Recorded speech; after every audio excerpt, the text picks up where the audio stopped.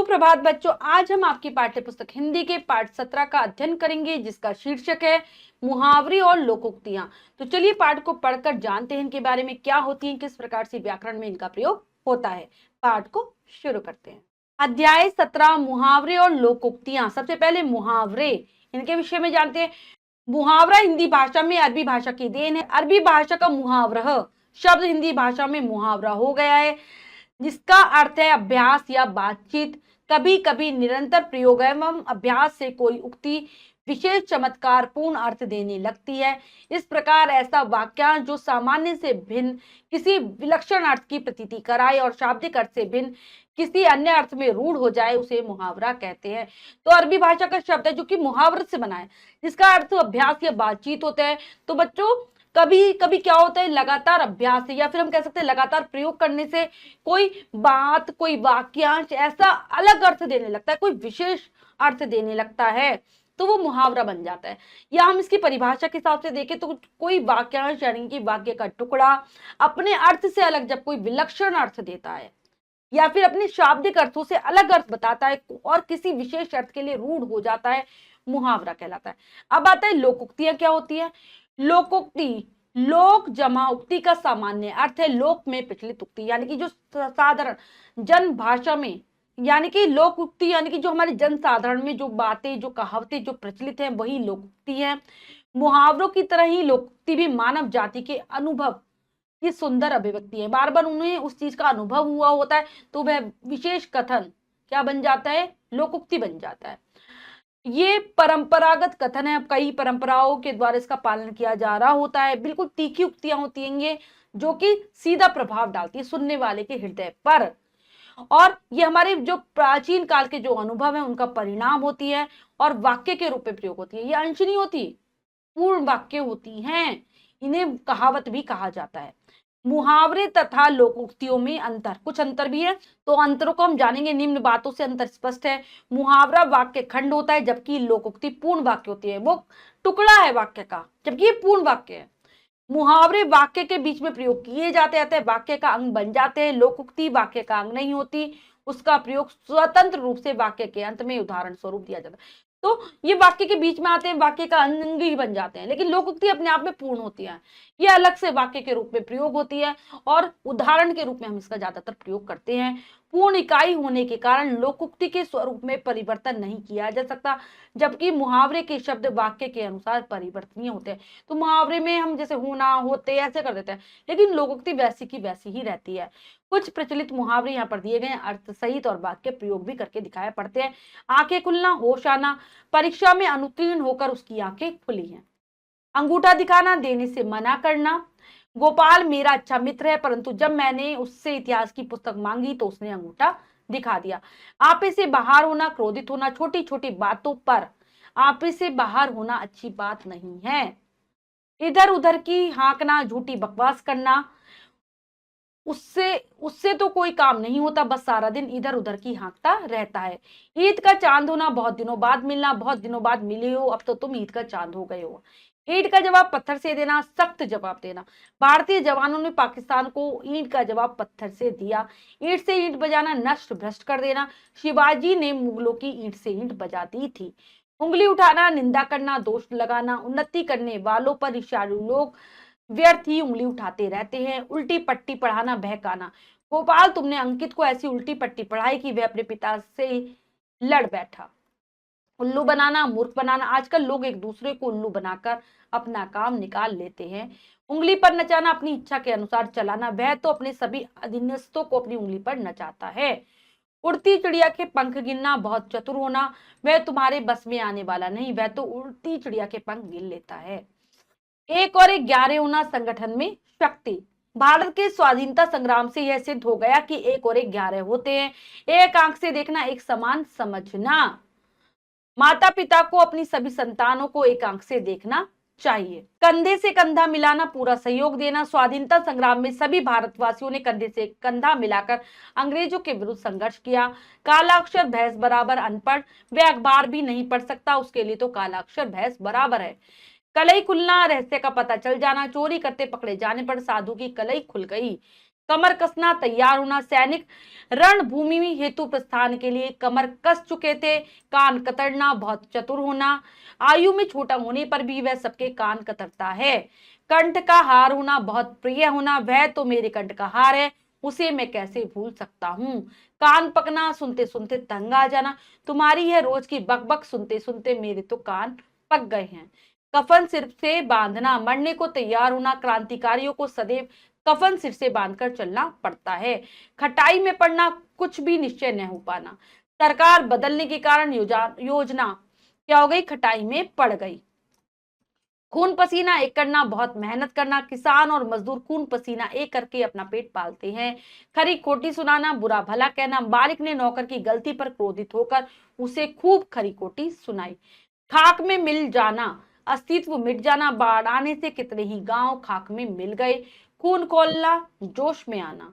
निर्दोष को पिटते देखकर मोहन का खून खोल गया। खिल्ली उड़ाना, हंसी उड़ाना। अपंग को देकर खिल्ली उड़ाना भले लोगों का काम नहीं है। गागर में सागर बनना, अधिक बातों को कम शब्दों में कहना। बिहारी ने अपने दोहों से गागर में सागर भर दिया है।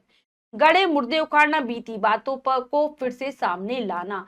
अब गड़े मुर्दे उखाड़ने से क्या लाभ, जो सामने है उसे देखो। गुस्सा पीना, क्रोध को रोकना। उस समय गुस्सा पीकर तुमने स्थिति को संभाल लिया, अन्यथा झगड़ा बढ़ जाता। गुलछर्रे उड़ाना, मौज उड़ाना। वह अपने पिता के परिश्रम से अर्जित की हुई संपत्ति के बलबूते पर गुलछर्रे उड़ा रहा है। गूदड़ी का लाल देखने में मूर्ख और अंदर से योग्य है। वह देखने में मूर्ख लगता है पर है गूदड़ी का लाल। घी के दिए जलाना, खुश होना। श्री रामचंद्र जी के अयोध्या लौट आने पर अयोध्या वासियों ने घी के दिए जलाए। घोड़े बेचकर सोना, निश्चिंत होना। जब से पुत्री का विवाह हुआ, रामनाथ घोड़े बेचकर सोता है। घाट घाट का पानी पीना, बहुत अनुभव प्राप्त करना। उसे कोई धोखा नहीं दे सकता, उसने घाट घाट का पानी पिया है। सिर पर चढ़ाना, अत्यधिक छूट देना। अधिकतर माता पिता अपने बच्चों को नियंत्रण में रखने के बजाय सिर पर चढ़ाए रहते हैं। हाथ फैलाना, सहायता की याचना करना। ईश्वर न करे कि हमें किसी के सामने हाथ फैलाना पड़े। तो बच्चों, ये थे मुहावरे, हमने इनको ध्यान से पढ़ा। आप देख पा रहे हैं कि ये अपने शाब्दिक अर्थ को ना बताकर एक विशेष अर्थ को बता रहे हैं, और इसके द्वारा ही हमारी भाषा में सजीवता आती है, सुंदर लगती है हमारी भाषा। बच्चों, हम लोकोक्तियों के बारे में पढ़ने जा रहे हैं। लोकोक्तियां, अधजल गगरी छलकत जाए। ओछा व्यक्ति बहुत बढ़ चढ़कर अपनी प्रशंसा करता है। उसे आता जाता तो कुछ है नहीं, परंतु स्वयं को श्रेष्ठ बताने का प्रयत्न करता रहता है। सच है, अधजल गगरी छलकत जाए। अंधों में काना राजा, अयोग्य व्यक्तियों में कम योग्य व्यक्ति भी श्रेष्ठ बन जाता है। राम कुमार केवल 10वीं पास है, परंतु गांव के अनपढ़ लोगों के बीच उसकी स्थिति अंधों में काना राजा वाली है। अकेला चना भार नहीं फोड़ सकता, अकेले व्यक्ति से कोई बड़ा काम नहीं हो सकता। यदि एक आदमी ईमानदार है तो वह बेईमानी खत्म नहीं कर सकता, कभी अकेला चना भार नहीं फोड़ सकता। अब पछताए होत किया, जब चिड़िया चुग गई खेत। अवसर आने पर प्रयत्न कर बाद में पछताना। मोहन ने परिश्रम नहीं किया था, सो फेल होकर रोने लगा। भैया बोले, अब पछताए क्या होत, जब चिड़िया चुग गई खेत। आम के आम, गुठलियों के दाम, किसी कार्य में दुगुना लाभ। मोहित ने परीक्षा देकर अपनी पुस्तकें रमेश को आधे दाम पर बेच दी। इस प्रकार उसने पुस्तकों का उपयोग भी कर लिया और दाम भी बना लिए। इसे कहते हैं आम के आम और गुठलियों के दाम। गेहूं के साथ घुन भी पिसता है, अपराधी के साथ निरपराध भी दंडित होता है। उसके बेटे ने चोरी की और पुलिस के हाथ नहीं आया, पुलिस बाप को पकड़ कर ले गई। इसे कहते हैं गेहूं के साथ घुन भी पिसता है। ऊंची दुकान, फीका पकवान, केवल बाहरी चमक दमक, भीतर खोखलापन। नगर के बड़े सेठ के यहाँ दावत में भोजन कम पड़ जाने पर लोगों ने दबी जबान में कहा, यह देख लो, ऊंची दुकान, फीका पकवान, एक करेला दूजा नीम चढ़ा। एक बुराई के साथ दूसरी बुराई भी आ जाना।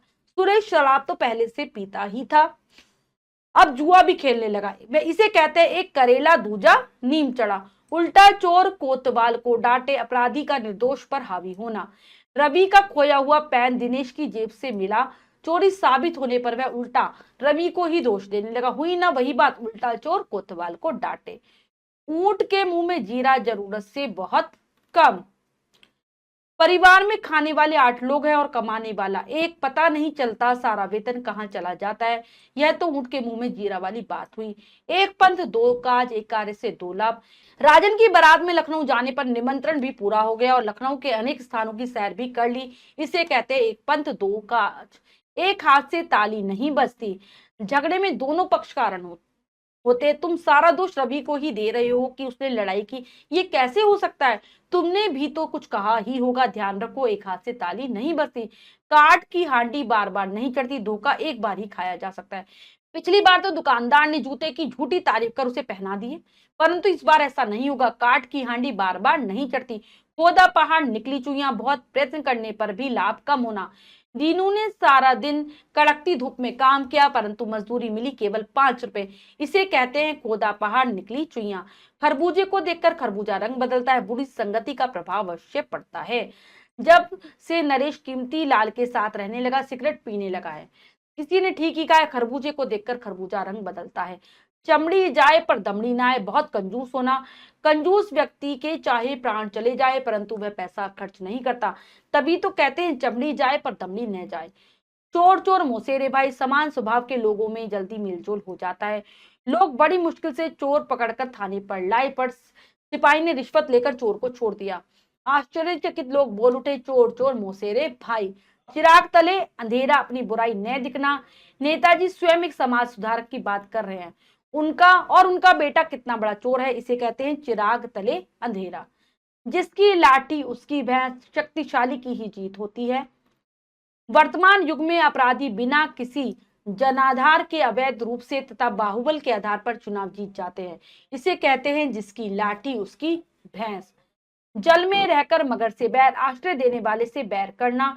तुम सेठ जी की नौकरी करते हो और उन्हीं के विरुद्ध बोलते हो। याद रखो, जल में रहकर मगर से बैर नहीं करना चाहिए। तो बच्चों, ये थी हमारी लोकोक्तियां जिनको हमने अर्थ के साथ पढ़ा और वाक्य प्रयोग भी देखे। आप इनको याद करने का प्रयास करेंगे, मुहावरों को भी और लोकोक्तियों को भी इनके अर्थ के साथ याद करने का प्रयास करेंगे, तभी आप भाषा पर अपनी पकड़ अच्छी कर सकते हैं। अब हम पाठ का अभ्यास कार्य कर लेते हैं। पहला प्रश्न है लघु उत्तरीय प्रश्न। इस प्रश्न का उत्तर आप स्वयं देने का प्रयास करेंगे। कार्य अपनी अभ्यास पुस्तिका में सुंदर अक्षरों में करेंगे। फिर है दीर्घ उत्तरीय प्रश्न। पहला प्रश्न है निम्नलिखित वाक्यों को उपयुक्त मुहावरों द्वारा पूरा कीजिए। तो चलिए, पहला है छोटी छोटी बातों पर आपे से बाहर होना होना अच्छी बात नहीं है। वह तुम्हारे बस में आने वाला नहीं। वह तो उड़ती चिड़िया के पंख गिन लेता है। वह अखबार भी नहीं पढ़ सकता। उसके लिए तो कालाक्षर भैंस बराबर है। शिवाजी ने मुगलों की ईंट से ईंट बजा दी थी। तो बच्चों, हमने पाठ को बहुत अच्छे से समझकर पढ़ा और अभ्यास कार्य किया। इसके अतिरिक्त जो भी कार्य है वो आप स्वयं करेंगे सुंदर अक्षरों में अपनी अभ्यास पुस्तिका में।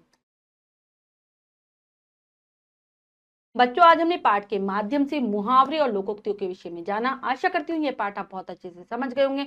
पाठ को फिर से जरूर पढ़ेंगे। मिलते हैं अगली कक्षा में नए पाठ के साथ। तब तक के लिए स्वस्थ रहिए, प्रसन्न रहिए। धन्यवाद।